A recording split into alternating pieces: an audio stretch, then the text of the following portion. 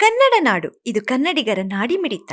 ವಿಜಯನಗರ ಜಿಲ್ಲೆಯ ವಿಶ್ವಪ್ರಸಿದ್ಧ ಪ್ರವಾಸಿ ತಾಣ ಹಂಪಿಯಲ್ಲಿ ಘೋರ ದುರಂತವೊಂದು ಸಂಭವಿಸಿದೆ. ಪ್ರವಾಸದ ಖುಷಿಯಲ್ಲಿದ್ದ ಕುಟುಂಬವೊಂದರಲ್ಲಿ ಏಕಾಏಕಿ ಕಣ್ಣೀರಿನ ಮಳೆ ಸುರಿದಿದೆ. ತುಂಗಭದ್ರಾ ನದಿಯಲ್ಲಿ ಸ್ನಾನಕ್ಕೆ ತೆರಳಿದ್ದ ತಾಯಿ ಮತ್ತು ಮಗಳು ಕಾಲು ಜಾರಿ ನದಿಯ ಪಾಲಾಗಿರುವ ದಾರುಣ ಘಟನೆ ನಡೆದಿದೆ. ಆಂಧ್ರಪ್ರದೇಶದ ಕರ್ನೂಲು ಜಿಲ್ಲೆಯ ಸೂಳೆಕೆರೆ ಗ್ರಾಮದಿಂದ ಸಂಬಂಧಿಕರೊಂದಿಗೆ ಹಂಪಿಗೆ ಪ್ರವಾಸಕ್ಕೆ ಬಂದಿದ್ದ ಶಾಹೀನ್ 38 ವರ್ಷ ಹಾಗೂ ಅವರ 13 ವರ್ಷದ ಮಗಳು ಯಾಸ್ಮಿನ್ ನದಿಯಲ್ಲಿ ನಾಪತ್ತೆಯಾದ ದುರದೃಷ್ಟಕರ ತಾಯಿ ಮಗಳು.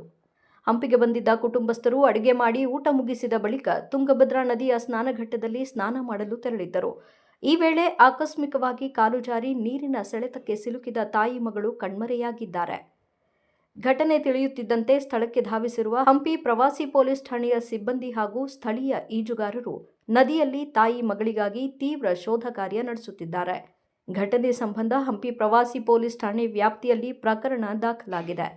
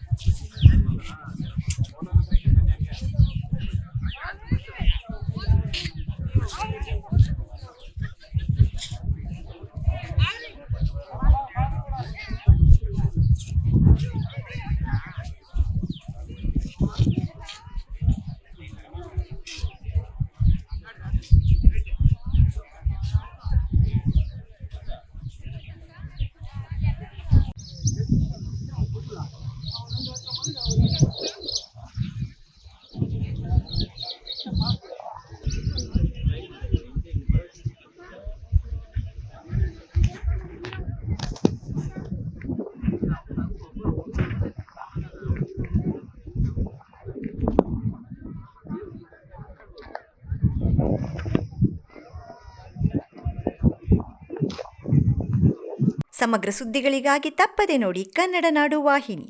ಸಬ್ಸ್ಕ್ರೈಬ್ ಮಾಡಿಕೊಳ್ಳಲು ಕೂಡಲೇ ಪಕ್ಕದಲ್ಲಿ ಕಾಣುವ ಬೆಲ್ ಐಕಾನ್ ಕ್ಲಿಕ್ ಮಾಡಿ ನೋಟಿಫಿಕೇಶನ್ ಪಡೆಯಿರಿ.